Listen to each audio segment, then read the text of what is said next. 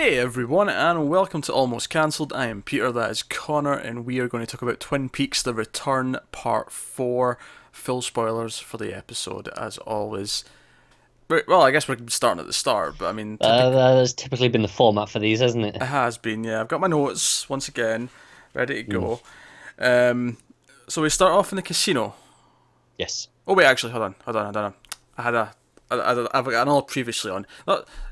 Couple of things. One, the second woman in the fireplace room from the start of the last episode. You know, we had the woman with Yes. no eyes, then it was replaced. That second woman was Ronette Pulaski.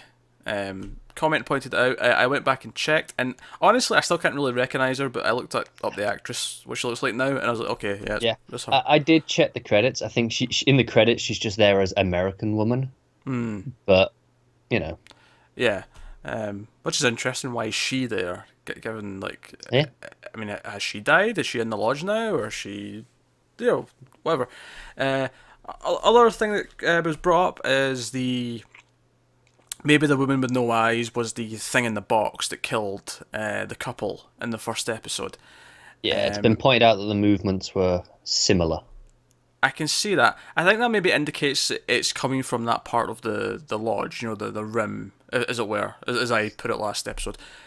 I'll offer you another theory though. What if it was the thing that was banging on the door? And the reason why I say that is because this thing doesn't want Cooper to get out. And my thinking is that because this thing appeared in the box, a couple of minutes after we saw Cooper in the box in episode 2, my thinking is that it was chasing after him, and that's why it was there at that time. But It's possible. I'm just waiting for the reveal that they're one and the same thing.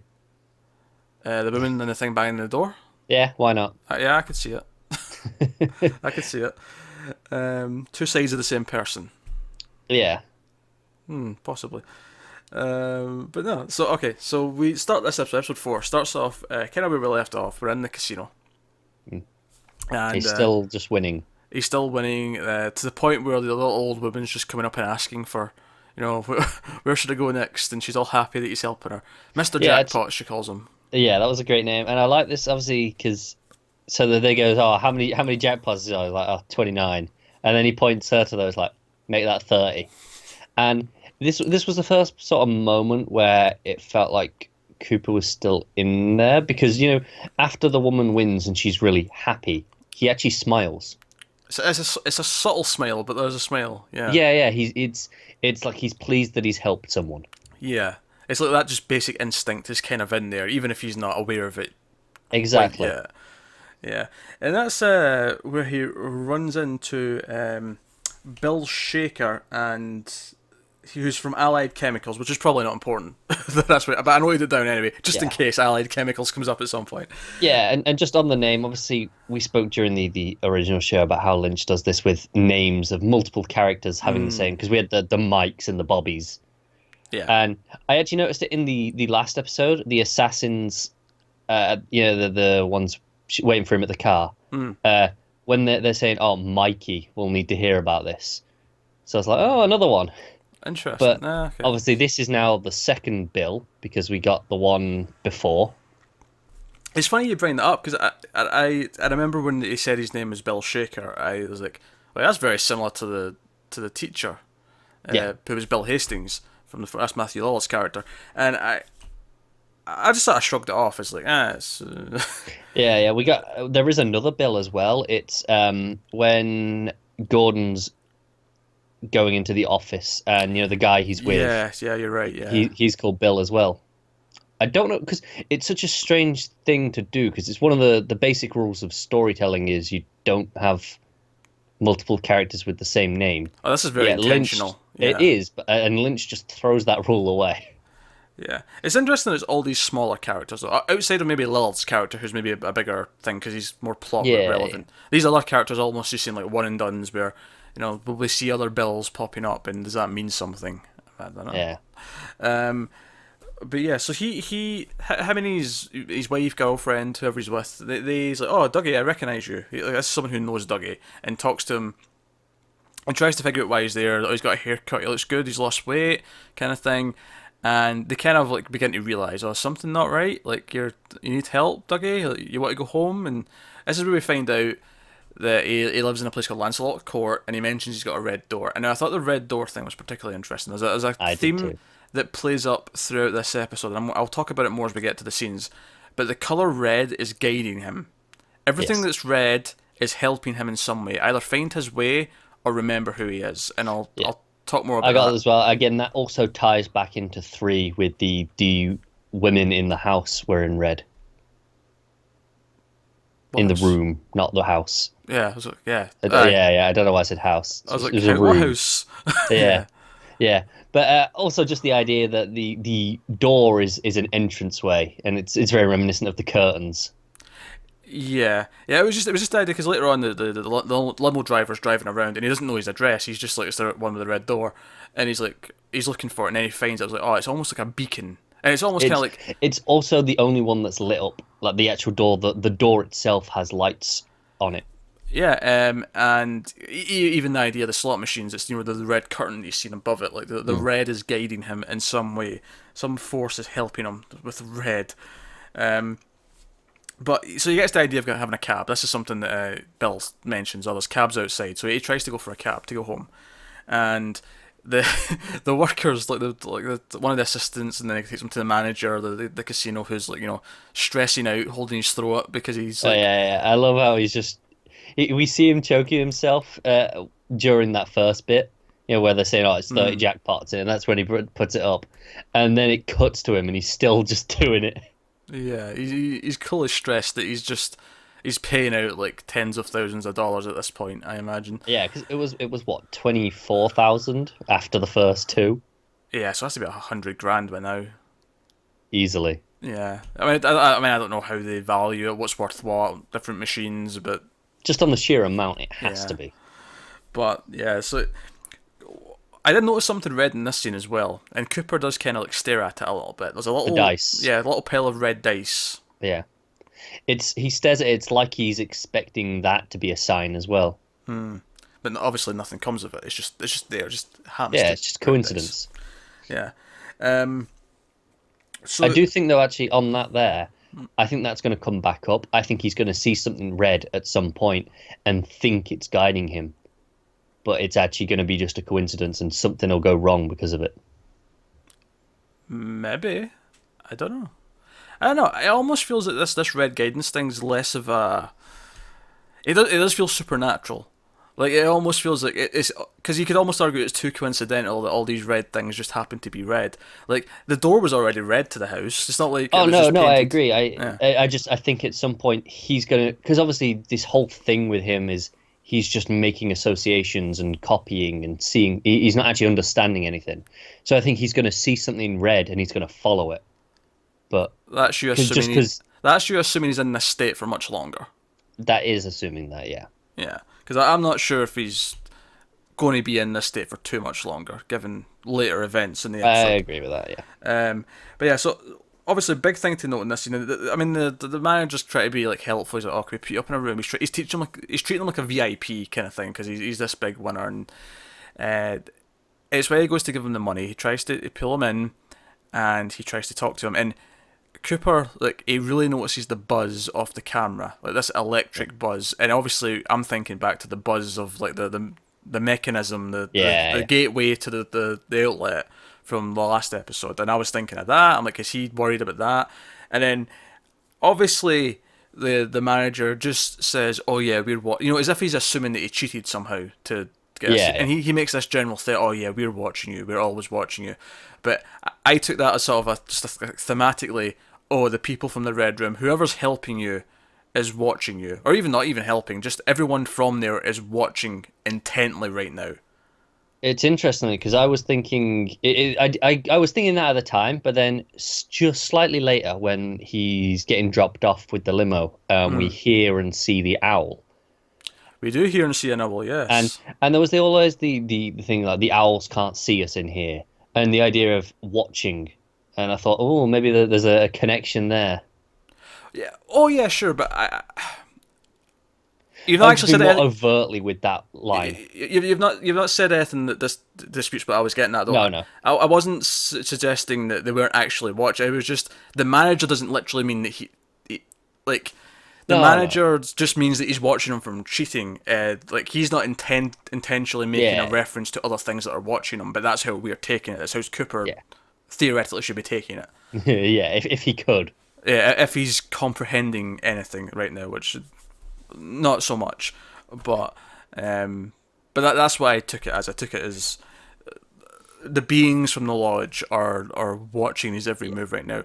Some for good reasons, some for bad reasons, but they're I, all I watching. did really like how he was mirroring everything as well. In that, it wasn't just we see him mirroring actions and words a lot, but in this, it was as he was standing up and leaning in, he was mirroring it exactly as he was doing it. Yeah. So we're in the limo, and find the red door. He gets out. We see the owl fly overhead. It's obviously it's a really somber moment. It's him and the limo driver just standing there, and we hear and I'm like, oh, because this is the first owl we've seen in the show so far, Yeah, unless we've missed one. unless we've missed one. But I feel like this is the first one. Yeah, So it's certainly the first one they've really drawn out and made a point of saying here's an definitely. And owl. I was almost surprised when they showed it. Like when you just heard it, I thought, oh, that's gonna be it. That's just enough to remind you that they're Yeah. there. Yeah, the owls are Like watching. I almost kind of would have preferred it, like the idea that it was unseen forces were watching rather than because once we see the owl, it's like okay, we can see them as well. Honestly, I feel like I feel like the reason for showing it is because Cooper's so unaware of anything Yeah, right now that to him it means nothing, yeah, yeah. and to the driver it means nothing. I mean, it means something to us because we remember the old show, but so Dougie's wife comes out, and Naomi Watts is playing Dougie's wife because obviously there's a lot Because of of actors course, yeah. who were in the show this season that we were expecting to show up. We didn't know what they were playing. Naomi Watts, of course, is a regular David Lynch collaborator, and she comes running out and she's like, Dougie, you've been gone for 3 days. You missed your son's birthday, and drags him inside. And obviously they sit down at the table. We see the party balloons around, and she's pissed at him for like, where's he been? You got a haircut, again similar ideas. And she's like, oh, what's in the bag? And she opens the bag and it's full of money. And this like takes her aback, and she sort of stops herself before she says what it is. But you get the idea they have money troubles of some kind, and this is going to pay off maybe the house or something like that. See, I thought it was a bit more specific than that because she said we can pay them back. I could just mean the bank. She could, but I don't know because at that point I feel like you'd say, oh, we can pay off the mortgage. I Ah, thought that sure. would be a more normal thing to say. Pay them back it insinuates trouble to me. It could do. I actually, you know what? I thought that the first time because I watched this twice, and then the Again, second time I kind of just like, oh, I can kind of just read that as, yeah, you yeah, know, yeah. You could.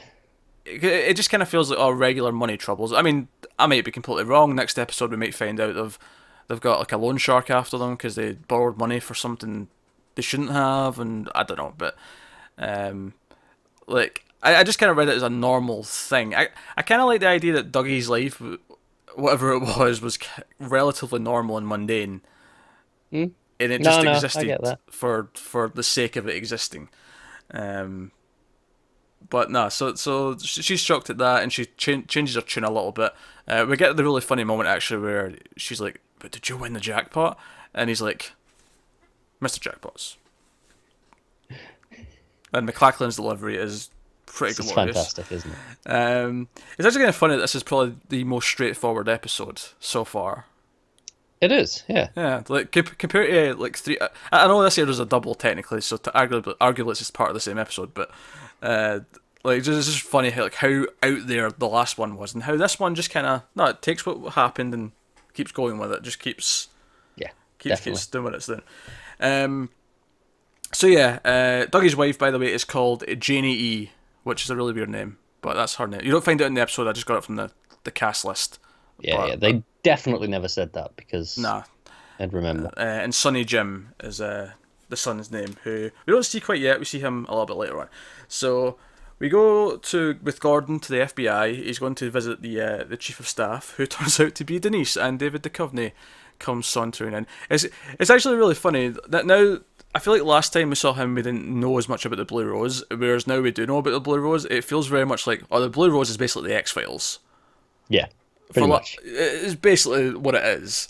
Yeah. So having David Duchovny walk in and like I mean, this will probably be his only scene. I mean, it may not be, but I could see it being the Yeah, only yeah. scene. I mean, I wasn't expecting him to be in it though. No, especially since he came into it in the off season, as it were, in season 2. Yeah, He was in the rough patch. But no, it was nice to see him. It was Gordon Denise's banter.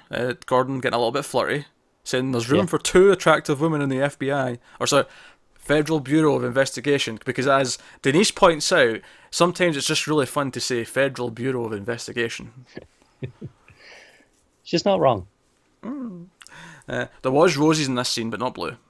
Yeah, I noticed that because it's Which like the first thing it cuts to. Yeah, it's on the chair next to Gordon. And what I liked about that is it was kind of like saying, like, everything else in the FBI, everything that Denise runs as chief of staff is the normal stuff. That's why it's red roses, because red's a normal color for a rose.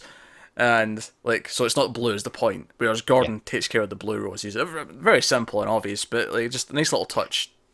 yeah. But basically, in this, Gordon represents the blue rose, and the rest of the bunch of roses on the other chair represent just the rest of the FBI. Yeah, I think it's notable as well that when it's blue rose, it's always one blue rose, whereas, no, but it's the red, it's a whole bunch of them.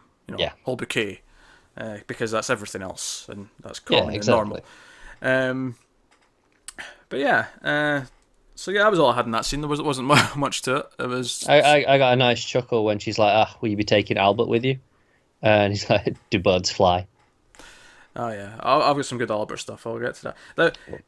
So next we go to Twin Peaks. We go to the police station, and we actually got quite a lot here. This was quite an extended section of the Yes. show, which maybe hints that we are getting closer to having more of the show be set in Twin Peaks as we get further down the season.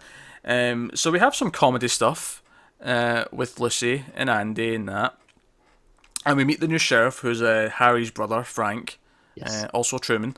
And basically, Lucy's on the phone to him. Although before I get to like the end of this scene, I want to point out she's complaining about the thermostat, and she's asking all these really weird questions about. It's basically about the automatic timer on the thermostat. It's like, how does it turn on when we're already before we come in? How does it know? She's asking questions like that.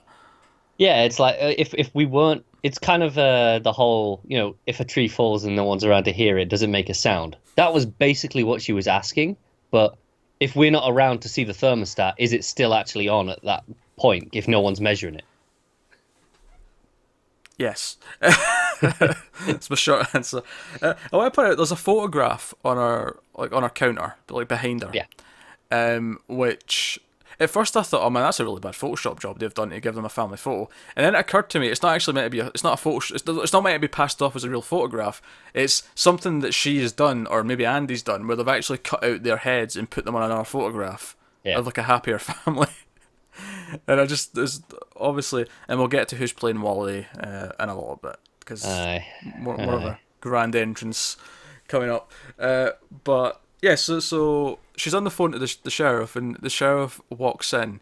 It's like, oh sheriff, I need to go because someone's just come in, and she turns around, and he's just standing there holding his mobile phone, and she like gets such a shock from this, she flies back in her chair. And Yeah, Andy, she falls backwards. yeah, Andy has to come out, and he's like, oh, was it Pucky? Yeah.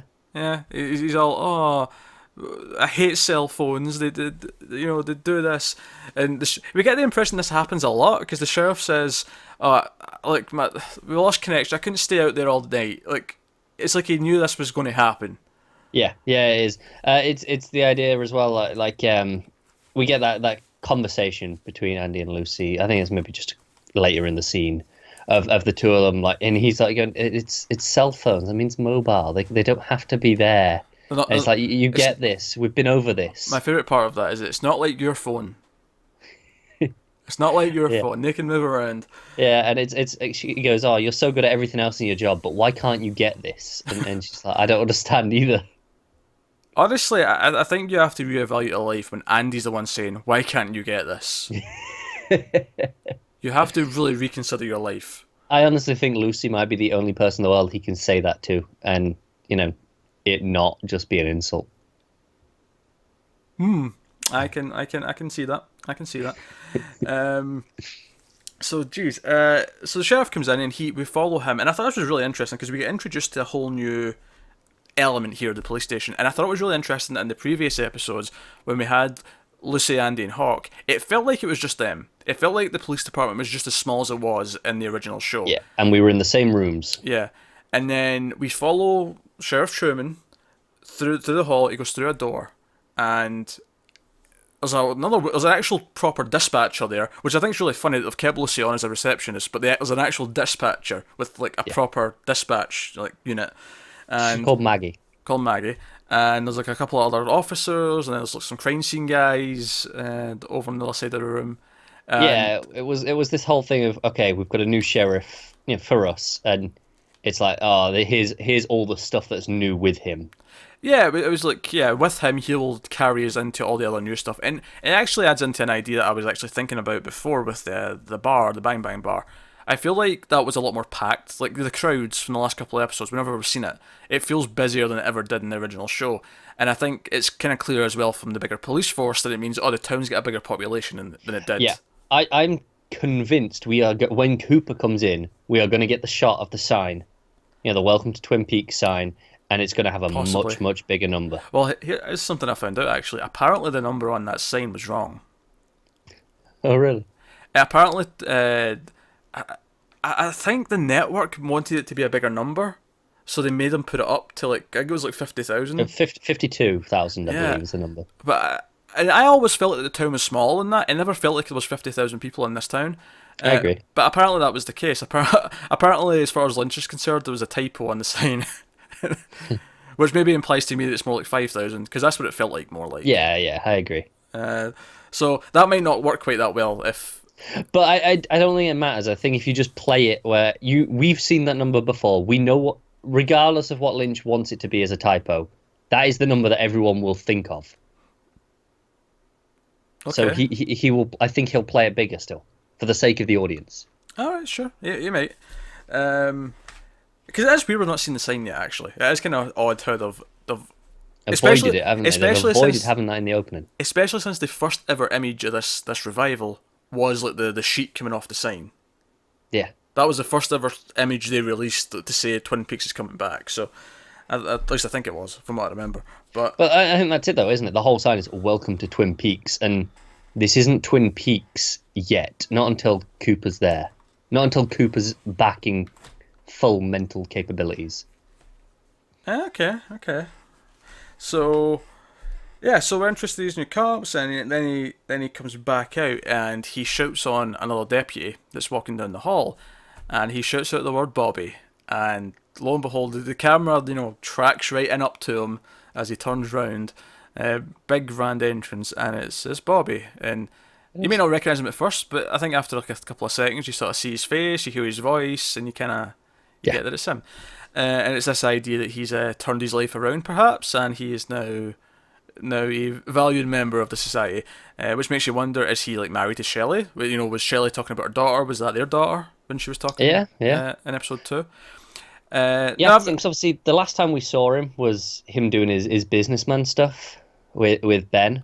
Well, the actual last time we saw him, I think, was in the diner when he was talking to Shelley about becoming a better person. Right, exactly. Yeah. So, but what I mean is maybe with Ben actually being a better person as well, he kind of pushed Bobby into it. Maybe. I've got another couple of theories when we talk about a couple of plot elements in a second, but the first thing that raced through my head, though, when I said, he's a cop, that's a cool idea, that he grew up into this, that he's not a little scoundrel anymore. And then I thought, wait a minute, in Fire Walk With Me, he actually murdered someone. That is true. Wonder if that'll come back to haunt him. He's got this dark secret.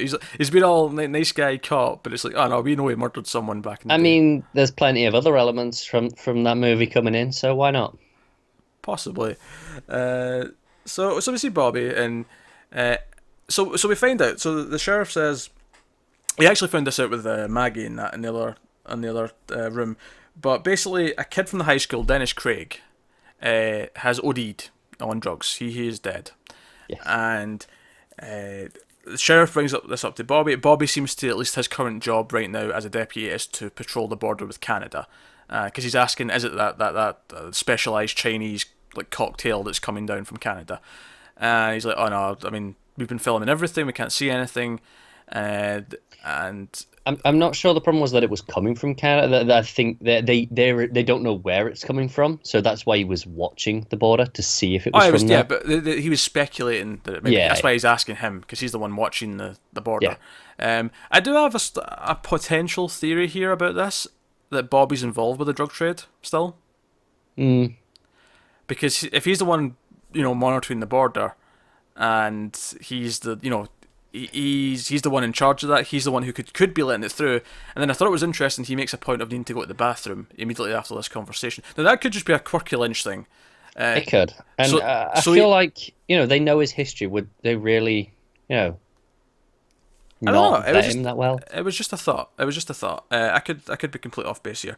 Maybe it's just part of me struggling to believe that Bobby's just completely on the up and up now. That said, him going for a piss does give him the entrance later in the scene that so obviously has a more of a moment to it. Yeah, But no, so that was actually Bobby. Bobby being in this role is actually kind of interesting. I think it gives him something unique to do. yeah, definitely. It's definitely not what I expected from his character, but I'm okay with it. I'm okay with it as well. It kind of makes sense because I think the idea that some of the characters grew up to like, all right, okay, I need to actually grow up. I mean, if it is his and Shelley's daughter that she was talking about, yeah, Becky, I think her name was. Like, if that is like their daughter, like was becoming a father, what maybe inspired him to go, okay, shit, I need to.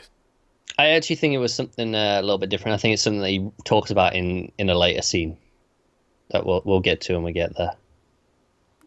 All right. So, uh, so we have Bobby in the hallway, and then Sheriff goes into the conference room with Hawk, and Hawk explains everything that the log lady said to. We have this other cop, this other deputy named Chad, who's a bit of a prick. The glares Andy was I giving know. him. Yeah, every time he said something like offensive or sort of disparaging about the log lady, Andy was sort of like he was giving him a glare, and then he'd look over at the sheriff and be like, "Sheriff, Like, Sheriff, are you going to let him do this? do something." Yeah. And he's sort of insulting everyone because he's walking out the room and he's like, "Oh, I'm going to go and talk to my pine cone," as he's leaving, and like Andy's just appalled and like even Hawk looks like Hawk's not letting it show, but you can tell Hawk's like, "Stop being disrespectful, you little shit," Yeah. or you're going to find out why I'm called Tommy Hawk. All right. Yeah. So yeah, he brings the sheriff up to speed, and that's this whole thing. And then Bobby walks in, and they've got all these case files, all to do with Cooper and Laura Palmer all out. And as he walks in, he looks over and he sees the photo, the classic Laura Palmer photo, and that's when, for the first time in this new season, the Laura theme kicks in. Yeah. And it's an emotional moment. It is, and I'm not going to lie, I proper grinned as that music started to play. It felt kind of like, oh man, it's starting to feel like Twin Peaks like properly now because that synth is playing and the piano's playing, and then he gets really emotional as well. he does get really emotional. All right, then go on. I assume this is the scene you're talking about. Why you think it had a different reason? It is because obviously he talks about how Cooper was the last person to see his father alive. Oh yeah. I was going to get to that. I thought you meant. I think we're going to talk about stuff, but he's talking about Laura.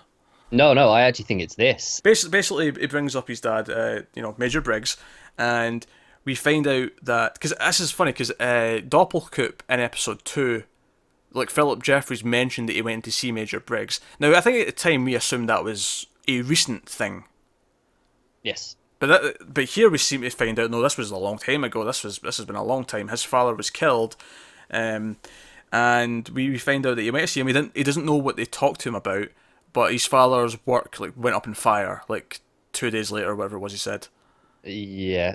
No, the next day. It was the very next day. There you go. Yeah. And no, I think that's very interesting. Like, what was he looking for? What information was he trying? Was he specifically trying to? Because Briggs maybe had a chance of getting regular Cooper back because he knew about the lodge. Could he find his way back? Was Doppelkoop trying to make sure that didn't happen? He was making sure that any avenue, anyone who knew how to get to the lodge was cut off. I mean, that would make sense, wouldn't it? Yeah. So what was your theory then? So you think this caused Bobby to go into law enforcement? Yeah, I think it's the idea that he lost his father, this military man, and he was like, suddenly he realised that, because he'd had this kind of tenuous relationship with him that we saw. But then after that, he was like, no, maybe I should do something. And maybe he didn't feel military was right, but police. It's kind of Yeah, a it's a maybe. similar sort of calling. Could be a combination of things. It could be that, and then he stayed in. Maybe it's police because he wanted to stay in Twin Peaks with Shelley because they have a daughter, kind of thing. Yeah. Maybe that all kind of ties in. Or obviously they wouldn't have had the daughter at that point, but he wanted to stay with Shelley because that had already gone down. Another element I'm going to throw in the fire here. Now, admittedly, I should probably look this up actually and get the exact wording.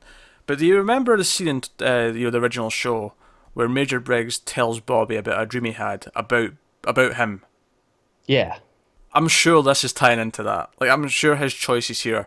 Because I am pretty sure that the dream was along the lines of, oh, I seen you and you were okay and you were a better person or something. That wasn't the Yeah. wording, but it was that kind of gist of it. It was basically him saying, oh, I know everyone's going to be okay, kind of Yeah. thing. And I wonder if it's just like, regardless of what the choice was, like, what was that dream an actual prophecy? Like, was he actually, kind of like how Cooper's seen things in the future in the Red Lodge and his dreams and whatnot. Yeah, I mean, it's not outside the realms of possibility of this show, is it? No, so was Major Briggs seeing what kind of man Bobby was going to become down the line, assuming he's not still in the drug trade, which I don't necessarily think he is. It was just something I thought about because he specifically bringed up the border and then he kind of needed to go to the bathroom. I was wondering if he was sneaking off to phone someone or something. Yeah, yeah, it's a possibility. All right, so I looked up what the dream was because it was bugging me. I had to know.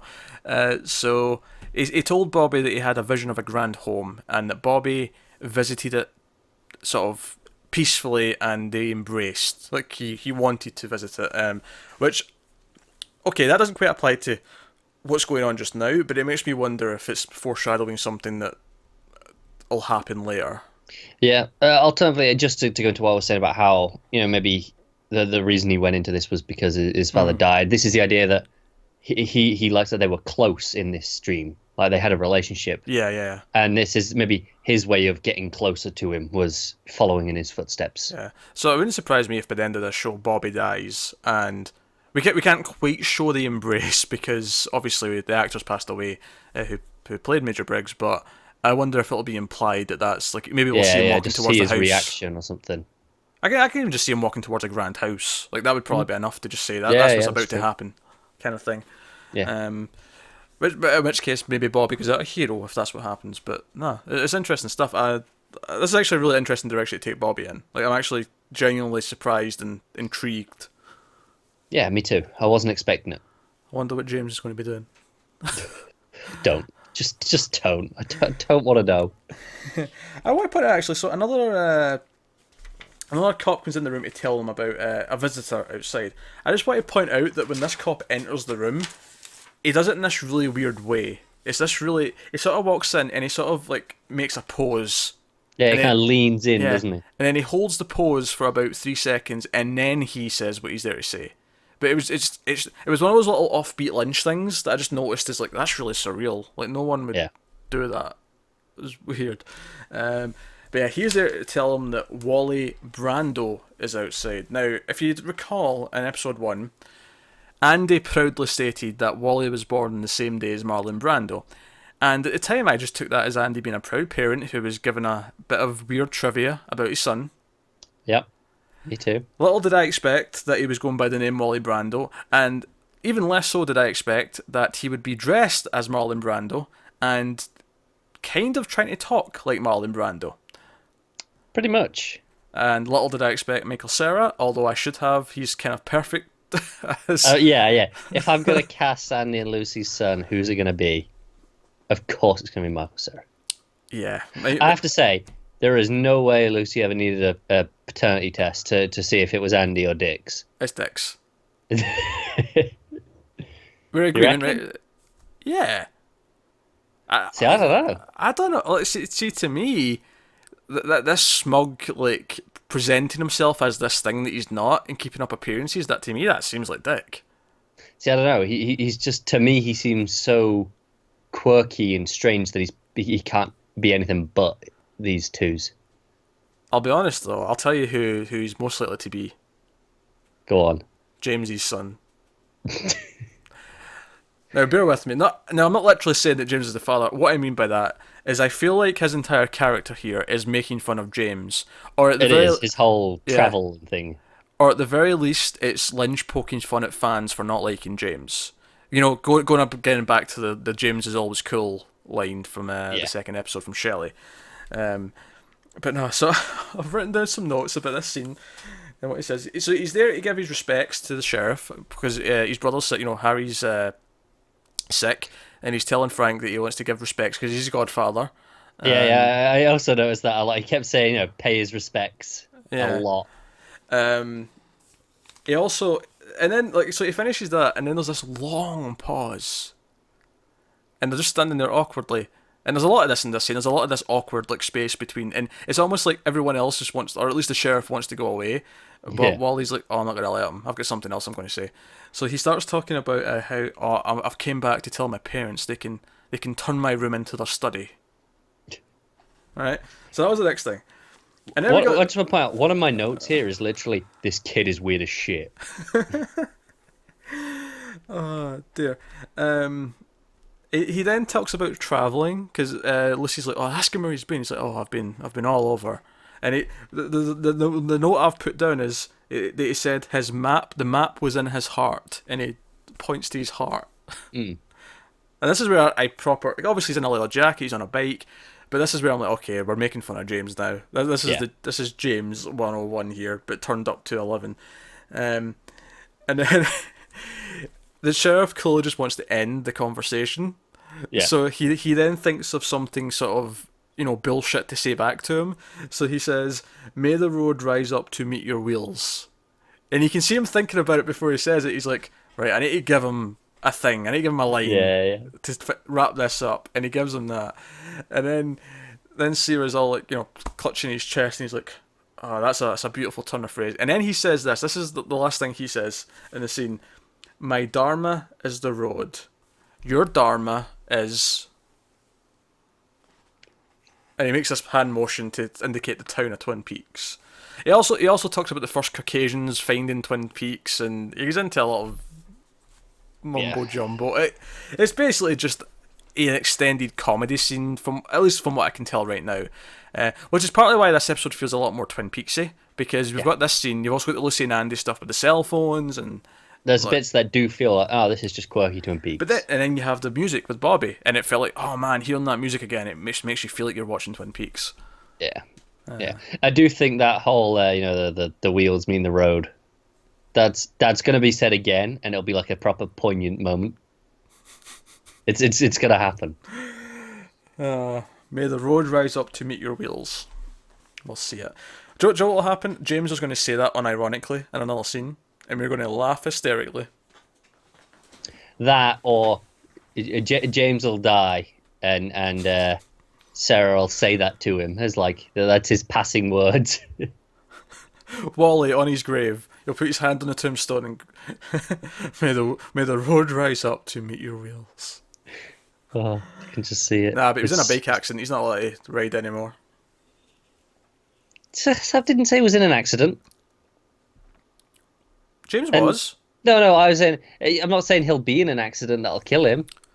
Oh no, I know. I just meant the whole the road will rise up. I think that's more reason for him to say it. It's like, yeah, look, doesn't matter that you can't do it anymore. The road's still got you covered. See, I'm just thinking of James floating through the air down the road. Yeah. All right. That'd be stupid. Right, so we go back to the house. We go back to the Dougie Coop. Dougie Cooper house. And he's up, and he's had clothes laid out for him. And I want to point out here that the clothes in question it's a green jacket. So it's this bright, ugly looking green jacket. And what I thought was funny about this is I felt like, if this guy's a fabrication for either from Bob or from other people in the lodge, whoever's behind it, if he's a fabrication, I actually thought it was really funny, just from a colour perspective, that they dressed him up in something that was really cartoonish. Like he's not real, he's a fictional character, therefore he is this vivid TV looking thing. Yeah, I got it as well. It's like the whole thing that they made him stand out more. It's like it was like it's why for me this reinforced it being Bob's thing, along with some other little bits. But this here, the idea that he was going, no, I'm not even gonna it's like his hubris. He wasn't going to try and hide him. He was just like, no, I'm going to stick him in this bright clothes. I'm going to make him Yeah, maybe. stand out. I don't care. The Bob theory is helped because the next thing that happens is that the one-armed man is in the lodge and he gets a message out. So, and again, coming back to this red thing, it's a red Yeah, chair. It's a red short chair in the corner of the room that fades into sort of the vision of the lodge, so yeah. the one-armed man can talk to him. I noticed the bed was red as well. Um, and here's what he says, right? And this kind of backs up your Bob theory more than my good people from the lodge theory. It does, yeah. Because he says, "You see me, don't you? You were tricked. Now one of you must die," which implies that at the very least he's not in on it. Whatever this is, this Yeah, is he says when he says you were tricked, he holds up the gold ball. yeah, It's like, okay, no, look, you need to. This is you were tricked. This is it. yeah. Yeah, the fact that he's saying Cooper was tricked implies that this is Bob's doing. Yeah. This deception. That was very interesting. That's the only sort of direct lodge stuff we get. What was interesting after this though is that well, first of all, amusingly, he struggles to pee, and I actually, so you know, Naomi Watts like moves him into the bathroom and is like, for God's sake, you're worse than Sonny Jim. And but what I liked about this scene from a sort of symbolic, and yes, I'm reading some symbolism into this peeing scene, is basically it's a sign that he's going to become himself again because he's struggling to hit the pee in the in the toilet. He's sort of waving around. You can hear it splashing all over the place. But then mid pee, he gets a hang of it. You can hear it hit the water properly, and it's like, oh no, he's figured it out. And I almost took it as a sign of he's going to get there. Like Yeah, definitely. And also, is incredibly relatable. You know, those noises. You know, it's making us like, oh, you know how to piss in a while. Everyone's made that sigh of relief. Well, at the very least, it's been almost 24 hours since he's peed. Exactly, it's a long time. Yeah, so no, it makes sense. And then, of course, we have a scene of him looking in the mirror, which, of course, was very reminiscent of the final moment of the series, season 2. Yeah, so, it was also the idea that it actually focused on the reflection, not on him. Yeah, and he looks in as if, again, it's making him. It's like he's remembering that moment, even though it wasn't him. Yeah, Like, but he still has a connection to it. yeah. The idea that he saw it. Yeah. From the lodge. So yeah. Also, another small point about the color of the suit. The jacket's the same color as the ring, the green. Yes, Very, I mean it's a little bit brighter, but yeah. That's close. Isn't it? It's as close as you could probably get it. Well, if you want to keep it looking cartoony, yeah, because if you go to the actual shade of green that it is, it looks like a more serious green. And then, of course, we get a sort of, again, more of this teasing of actual Twin Peaks stuff, because we see Sonny Jim come out, and he gives his dad the thumbs up. And obviously, immediately I smiled, because I realised he's going to do it back. And it's going to feel like old Coop for even just a split second. And, of course, he does. He holds up his thumb, and it was, again, just before the kid does the thumbs up, Cooper actually smiles at the kid. And again, it was this whole idea that he's still that good person in there. The same I was talking about when he smiled for the woman winning. Now, here's another interesting part of this, is that the kid's wearing a red jacket. Yeah. And I thought that was very interesting because when they go out of the kitchen, Cooper comes down and he struggles with the seat, and the kid pulls out the seat. He pats it. He instructs his dad to sit down. The kid guides him. He then guides him. He shows him how to eat the food. He then pours on the maple syrup. He's guiding him the entire way. He's trying to help him figure things out. Obviously, these are basic functions that he's helping him with, but again, just the idea that someone in red is there to help and guide him forward.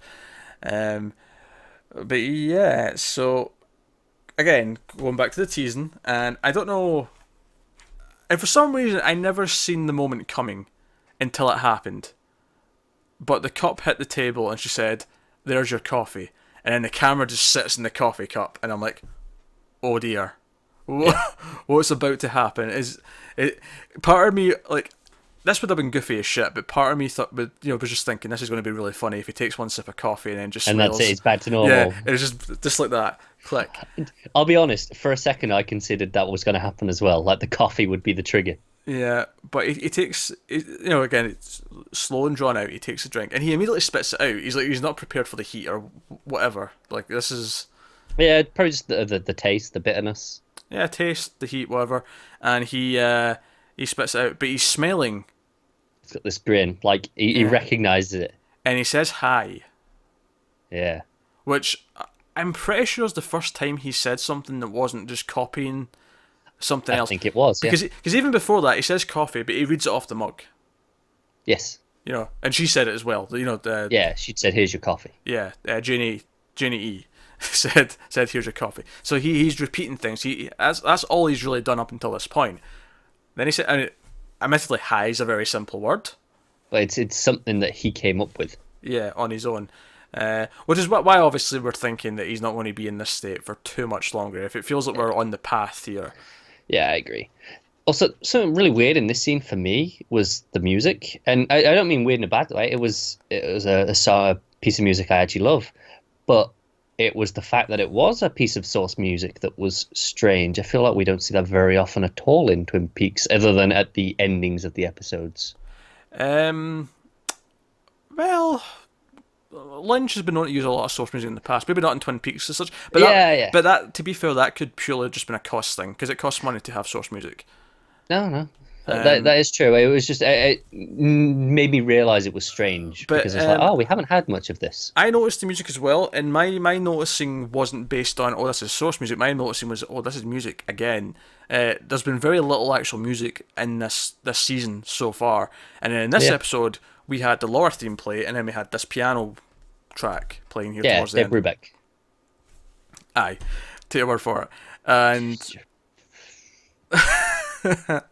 but we know we have this track playing, and again, it's like the idea that we're slowly getting back to some kind of Twin Peaks feeling where there is music.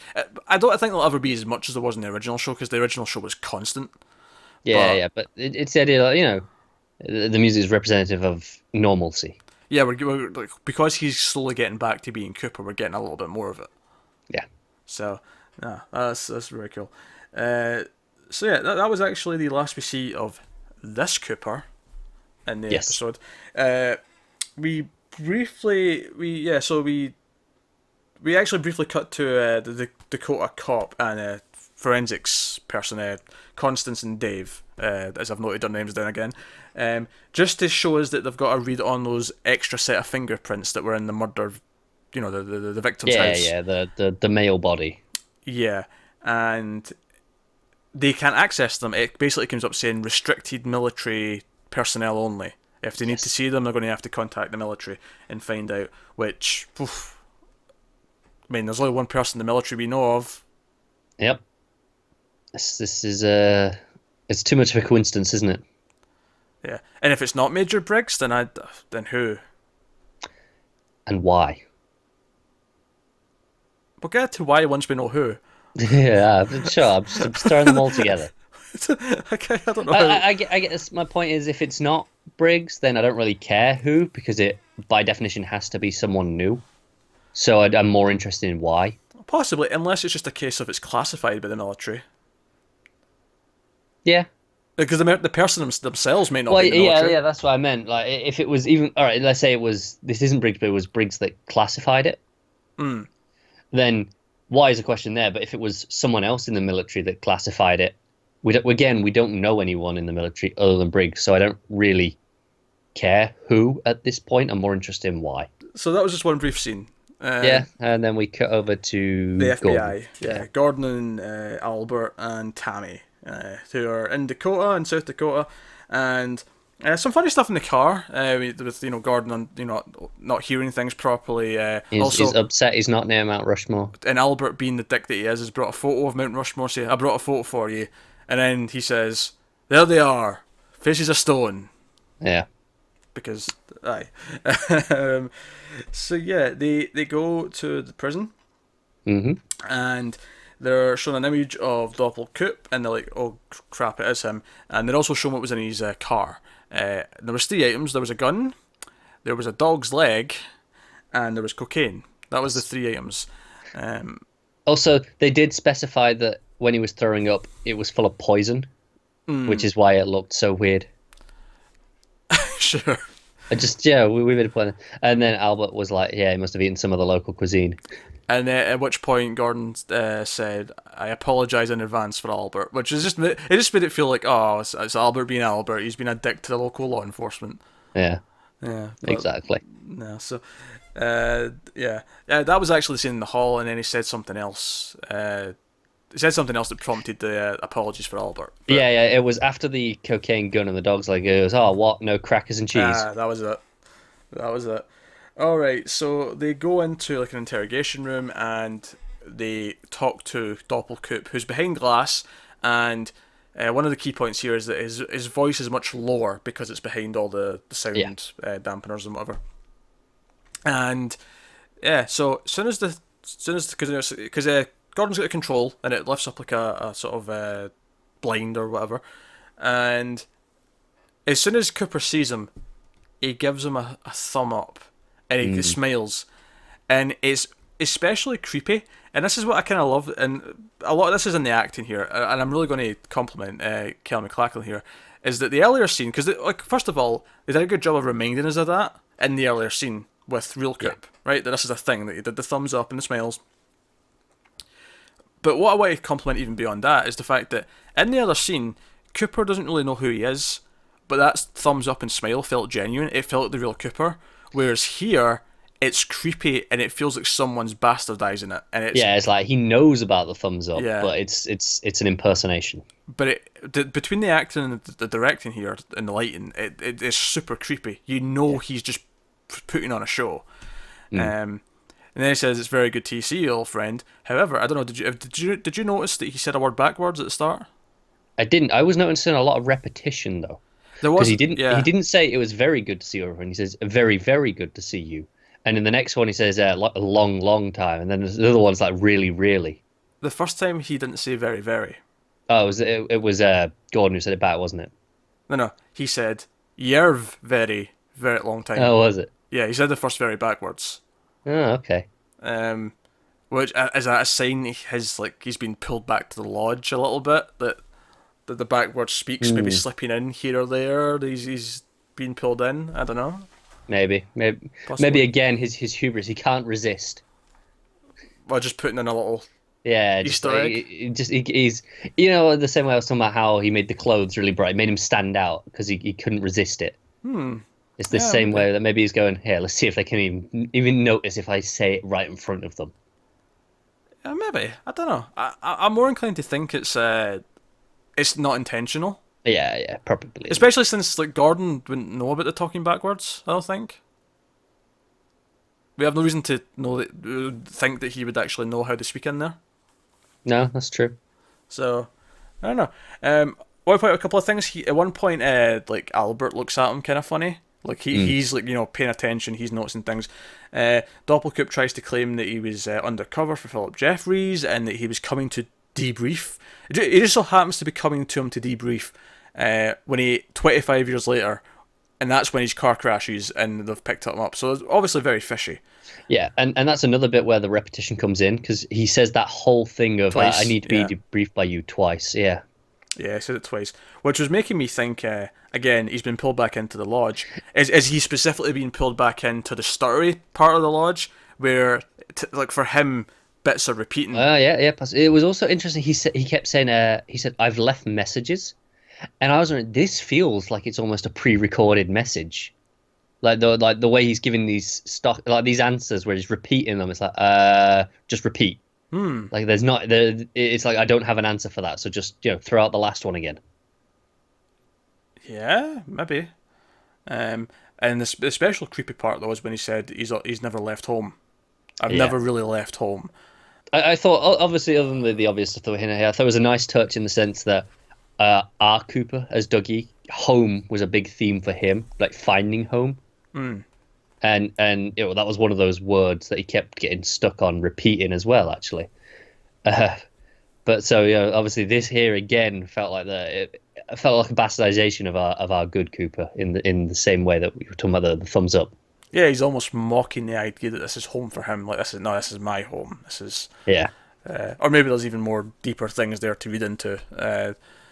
Maybe he's being cryptically and he's actually suggesting something there. Like, no, this is my home. I was forced into the lodge in the first place. This is kind of thing. yeah, Or maybe he's implying that Cooper always had a dark side anyway, and like this is just really Cooper.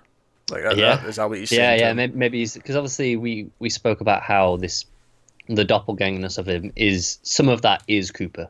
It has to have been It's because he more has it's modeled after him. Yeah. yeah, and it's the idea that how much of this is actually him. But yeah, so that they're very, apprehensive of this. When they go outside afterwards, like Gordon's especially like creeped out by the whole thing. Actually, I really want to commend Lynch's acting in this scene. Mm, He looks disturbed by what he's looking at. Like he can yeah, tell in his face the entire time he doesn't quite buy what he's seeing, and there's something not quite right. And yeah, Albert as well is, yeah. Obviously, you mentioned Albert specifically has that yeah, moment. yeah. So no, so they go back outside, and or at least on the way outside, Gordon says to like the warden or whoever, give him his phone call, and it's private, quotations, but I Yeah, want to hear yeah, about it. yeah. Was basically what he said. Um, and amusingly, they make Tammy go into the restaurant because they say, "Oh, you're wearing a wire," and she's like, "Well, yeah, you asked me to," but they don't want this next part recorded or Yeah. possibly for her to even hear it, and they send her off, and they act like a pair of dirty old men for about 2 seconds, and Yeah, I thought the camera was especially pervy at this point. yeah, Obviously, because it works because that's how they are, and obviously we got that bit with Denise earlier, hinting that maybe that's why Gordon had taken an interest in her. yeah. Of course, Gordon tries to assure her, no, no, no, I'm old school, you know that, and Yeah, he's yeah, I'm like, very professional. and how everything I did for you back in the day, you can trust me, Denise. Yeah, Uh, um, but yeah, he asked Albert about what's this messages thing, what's going on, and Albert's like, oh well, a long time ago, Philip Jeffries contacted him and claimed that Cooper was in trouble, and he authorized Philip to give Cooper intel on a man they had in Colombia, a, and within a short period later, the man was killed. Their a agent was week killed later. a week later. Yeah, Um, which I will say obviously, they didn't say he was killed; they just said he was dead a week later. But again, I just want to point that out because Briggs wasn't. They never said he was killed. It was just he was in a fire. he was killed. Well, yeah, yeah. The insinuation is for us is that he was killed, but they don't specifically say killed. They just say he was dead. And I think maybe it's meant to look like accidents. Even Albert thinks he was killed. You can tell it in his Yeah, voice. yeah, yeah. So, but no, so that's so he brings that up, and you can see there's guilt in his face that he like got this person killed. This at least from the currently it sounds like Doppelkoop way back when got this intel so that he could do whatever he was doing because we know he's involved in Yeah, cocaine and stuff, so maybe he was doing yeah, yeah. something there. Again, Philip Jeffries been brought back up. When was this? Did Albert think this was weird that Philip Jeffries is contacting him? And even at the time, like just after the show, he'd already been missing for a little while. Yeah. So, no, I think that's interesting. That's like a little thing in the direction here, as as it zoomed in on their faces, and they were just the two faces were most of the screen. We got this proper blue tint came in. It links up Yeah. with what he said because basically they start talking about something not right here, and I don't think we completely understand it. There's something otherworldly, and do you know what I mean by that, Albert? And he's like blue rose, and he's like it doesn't get any bluer. Yeah, yeah. He goes, I don't understand it. And he goes, do you understand it? And he just goes, blue rose. It's great. Yeah, so they get to this idea that this is officially Blue Rose territory, and then their final idea is that before we proceed, we have to make sure one other person gets their eyes on Cooper, Doppelkoop in this case. Yeah. And he says, "Do you know where she is?" She goes, do you know where she lives? Oh, she lives, and he's like, "No, but I know where she drinks." And Cut to the end. cut to the bar, which was a bit of a misdirect because I thought because it was cut into a bar, it was going to show someone drinking, and then that was going to be I did as well. who it was. Although I think obviously the potential, like who is she? I think there's a few potentials. The most likely one for me though, right now, is Diane. See, I was still thinking maybe it wasn't as much of a mystery. It never showed us, but maybe the Bang Bang Bar was still accurate. All right, okay, you still think they're at the Bang Bang Bar? Yeah, I was thinking, someone that he had a relationship with. But Audrey, perhaps. yeah, but here's the thing: why would Gordon think Audrey? Like Gordon, did Gordon ever even meet Audrey? No, but he'll have listened to all the when he went missing, they'll have listened to all the Diane tapes, I'm Sure. sure, and got all the I information. mean, Albert never met her either. I don't think this is someone that they both know would recognize if it was really Cooper. Like this is someone that they both have a connection with, and even What about do what about Annie? 'Cause do we not actually know what happened to her? we don't know what happened to her yet. And obviously, we know Gordon definitely met Annie. Gordon did definitely meet Annie. That said, though, I don't know if Heather Graham's in the show. I've got a feeling that I don't know, yeah. I But then think, again, I didn't know Michael Cera was in the show, so yeah, no, but I think in terms of the cast who were in the original show and were meant to be coming back, I'm pretty sure her name is one of the ones that are right, definitely not coming fair back. enough. Then again, it wouldn't surprise me if Lynch just kept that a secret. He's like, no, everyone, shut your goddamn mouths. Like, as far as the world's concerned, Heather Graham's not in this damn season. But Yeah. then she pops up anyway. I could see that happening. I'm thinking Diane, partly because it's someone that both of them, from an FBI perspective, would know, would like she knows Cooper well, and they would know she knows Cooper well. Also, I'm expecting, because Laura Dern's met a shop at some point, and she was in the Variety photo shoot. She was like, it was McLachlan, Lynch, and Laura Dern, and we're 4 episodes in, and Laura Dern's not shown up yet, and she seems to be, prominent in the marketing to an extent. Yeah, that's So fair. I'm thinking she's Diane. No, that would make sense. I'm thinking she's Diane, which would be exciting in and of itself to get to meet Diane. Yeah, it'd be a big moment. I hope we see her house and it's just like racks and racks of audio cassette tapes. Oh man, I love the idea of it all still being on tapes. Like the idea, it would be kind of sad though, wouldn't it? That the idea that Cooper went missing, she couldn't move on, so she had to keep all the tapes. And that's why she's drinking. Exactly. She's drinking every night, listening to tapes. If that's the introduction we get to her, that's going to be really sad. It's going to be really sad. Oh, sure, I didn't think we were going to go as long in this one because there was less 'Cause it was, weird yeah, it was stuff. more straightforward, wasn't it? But somehow we've done it. Yeah. We've done it. But here we are. No, this was another solid episode. This was definitely the least weird and the most Twin Peaksy. We're not quite feeling like it's the old show yet, but there was a lot more moments that reminded me of the old show. Yeah, just in terms of the tone of it, like say, the weird stuff did happen in the other show, but not as often. It wasn't that often that it got really weird. No, it was once in a while. And I'm not even saying I want it to become like the original show. I'm just pointing out what I think it's going to do. And it feels like it's transitioning. Yeah. I really feel like there's going to be a point where Cooper knows who he is.